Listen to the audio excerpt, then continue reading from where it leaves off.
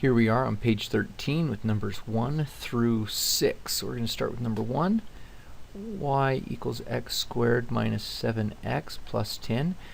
This one looks like it's going to be pretty easy to factor.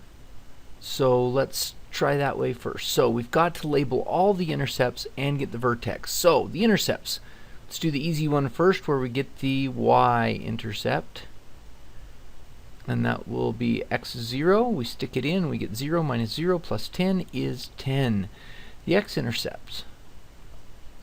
We stick 0 in for y. So we have this equation, 0 equals x squared minus 7x minus 10.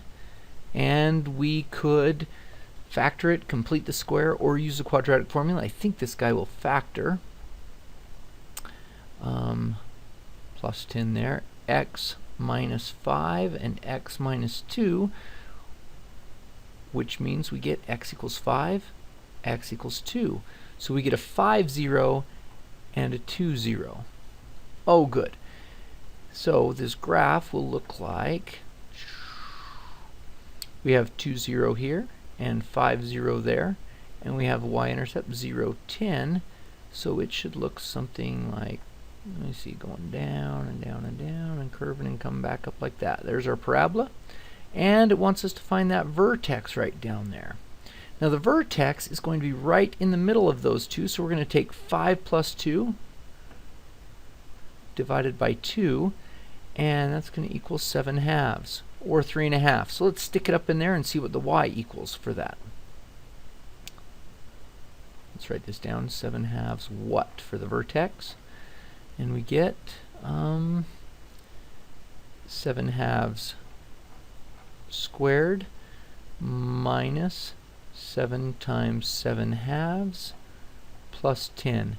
So we get 49 fourths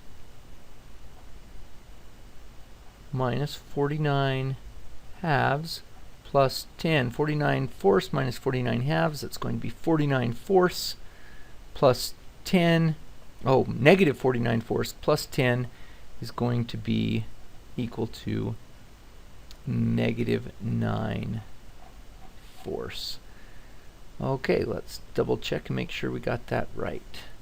49 fourths minus 98 fourths, it's a negative 49 fourths, plus 40 fourths is negative 9 fourths. X squared minus 7x plus 10. And let's graph him. And there we have, look at that. We got him just about right. Now, just for fun, I'm going to hit and calculate the minimum. That'll be a 3. There's on the left-hand side. There's on the right-hand side. And get as close as I can, get a good guess there. And you'll notice that we have 3.5 and negative 2.25 as the vertex. Good. Okay, let's try number 2. F of x acts just like a y, x squared minus 4x minus 21. So the y-intercept happens when x is 0. 0, stick it in, 0 minus 4 times 0 minus 21 is a negative 21. The x-intercepts. We're going to have 0 here, and so we're going to have to solve this equation. 0 equals x squared minus 4x minus 21.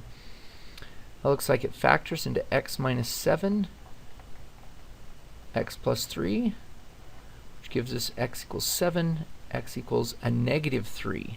So 7, 0, and negative 3, 0. So it should look about like this. We have negative 3, 0, positive 7, 0, and it goes down, something like that. And it hits down here at negative 21. So let's find the vertex now. Right in between those two, the x value is right in between negative 3 and 7. Negative 3 plus 7 divided by 2, that's 4 divided by 2 equals 2. So it's going to be 2 something. Stick 2 in for the x, and we get 2 squared minus 8 minus 21. That's 4 minus 8 is a negative 4 minus 21 is a negative 25. So that guy right down there, 2 and a negative 25. So let's pull up our calculator. X squared minus 4x minus 21 and graph it. There's the negative 3, there's the 7, and oh, it's off the screen. So if we zoomed out just a little bit, we should be able to see it down at that vertex right down there. Now if we wanted to, we could calculate that minimum. There's the left bound, there's a right bound, there's our guess, and we get 2, negative 25 as the minimum. Number 3, y equals x squared plus 6x minus 2. Let's get the x-intercept, the y-intercept first. That's the easiest guy. Y-intercept, we stick in 0 for x. 0 plus 0 minus 2 is a negative 2 indeed. Hey, that wasn't so bad. X-intercept. Here we get 0 for y, which means we have the problem 0 equals x squared plus 6x minus 2. That doesn't look like it's going to factor all too easy. So we can complete the square or use the quadratic formula. Since I have a 1 out here, I'm going to pick to complete the square, just I think it'll be a little bit easier. So take that 2 over to the other side. I get 2 equals x squared plus 6x. Half of 6 is 3, squared is a 9, so I just made x plus 3 squared. So now I need to add 9 over to that side, and I get equals 11. So square root, don't forget your plus or minus, and we get x, subtract 3, it's negative 3 plus or minus the square root of 11. So this is negative 3 plus the square root of 11, and negative 3 minus the square root of 11. Now you can punch those into your calculator and get the actual decimals, but if we're at negative 3 back here, plus the square root of 11, square root of 11 is more than 3, because 3 is the square root of 9, so it'll be about right up here, and then negative 3 minus the square root of 11 will be down here. Now the guy that's right in between those two, I'll do it just once, I won't do it again, but negative 3 plus the square root of 11 plus negative 3 minus the square root of 11 all over 2. It's going to be negative 6 over 2 equals a negative 3. Well, of course it's a negative 3. Here's negative 3 right in the middle, and then it went up and it went down. Now we're going to find this guy. Well, we know it's negative 3. Stick in the negative 3 and we get y equals negative 3 squared plus 6 times a negative 3 minus 2. That looks like a negative 11. Good deal. Let's double check on our calculator. X squared plus 6x minus 2, and let's see what that graph looks like. Oh, look at that. We're a little bit ski-wampus there, but yeah, that's exactly right. It comes down through there and hits the negative 2 and comes on up through.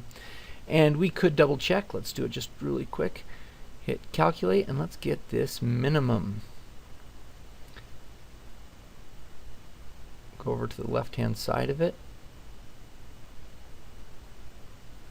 Okay, go over to the right-hand side of it. Okay, and get down there somewhere close. Enter, and let's see what our minimum is. Negative 3, negative 11. Now, you may note that the calculator with its numerical methods of finding those minimums are off just a little bit, but yep, that's exactly where it is. Good. Number 4. f of x equals x plus 2 squared minus 9. Now this guy looks like he's just been x squared that has been shifted around, so I'm going to graph him first and then we'll find the rest of everything that we need. This was the normal x squared. Let's do it kind of light here. I don't know if you guys can see that. It's a yellow x squared. This guy means he's been shifted this way 2, so negative 2, and then down 9. So 0, 0 went over to -2 and then down to -9. So that's -2, -9. That's the vertex without it doing anything. And he'll head up and go this way. Now the y-intercept is kind of nice. We can stick in x is 0. 0 plus 2 is 2, squared is 4, minus 9 is a -5. So there's the y-intercept right there at 0, -5. So we're going to look about like this, about like that. So now let's find the x-intercepts. X-intercepts happen. Let's label this guy y-intercept. And the x-intercepts happen when you put 0 in for y. So let's put a 0 in there for y, and we get 0 equals x plus 2 squared minus 9. It's already in completed squared form, so we can just add 9. And then we can square root both sides.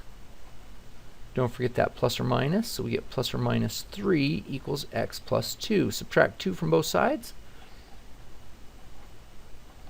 So we get -2 plus 3, so x is going to equal a 1, and -2 minus 3, and a -5. So we get 1, 0, and -5, 0. And there are vertices right there. Over on our calculator, x plus 2 squared minus 9, and graph this guy. And there he is. Shifted over 2, down 9, -0, -5, and there are our things. Number 5, y equals x minus 7 squared plus 12. So on this one, we're going to take the original x squared, and he has been moved that way 7 and up 12. So we're up here, where the vertex is now 7, 12. As you can see, we're not going to have any x-intercepts, and the y-intercept is going to be way up there, but let's find them right now. So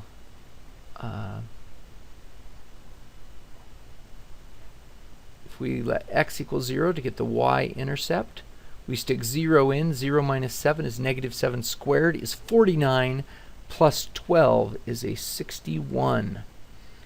Then we have the x-intercept. This better not come out very nice at all. If we put 0 in for y, we get 0 equals x minus 7 squared plus 12. Subtract 12 over, -12 equals x minus 7 squared. And then we square root both sides. And we get, oh, look at that.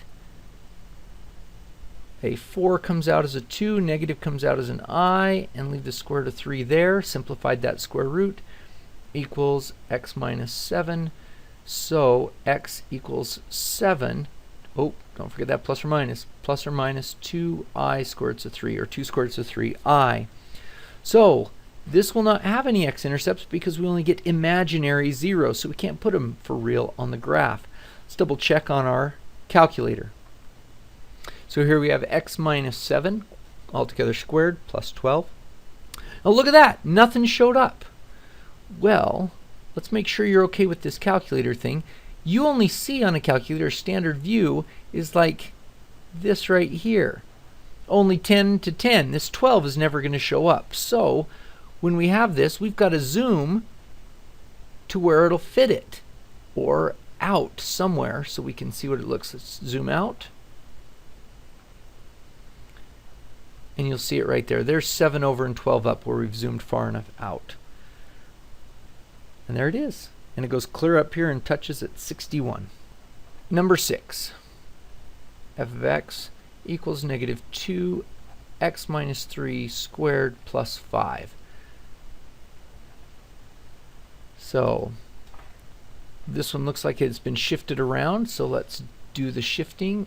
Started with a little x squared right here, and it got shifted that way 3, so a -3 shifts it the opposite direction. This positive 5 shifts it the right direction, up 5. But this guy, before it got shifted up 5, flipped it over and made it twice as tall. So this guy moved it over to 3, so it looks like this. Then this guy flipped it, let me circle them in red, flipped it over, made it twice as tall. Holy smokes. And then it went up 5. So it should end up right here where the vertex is, 3, 5. And then this is going down really, really steep, something like that.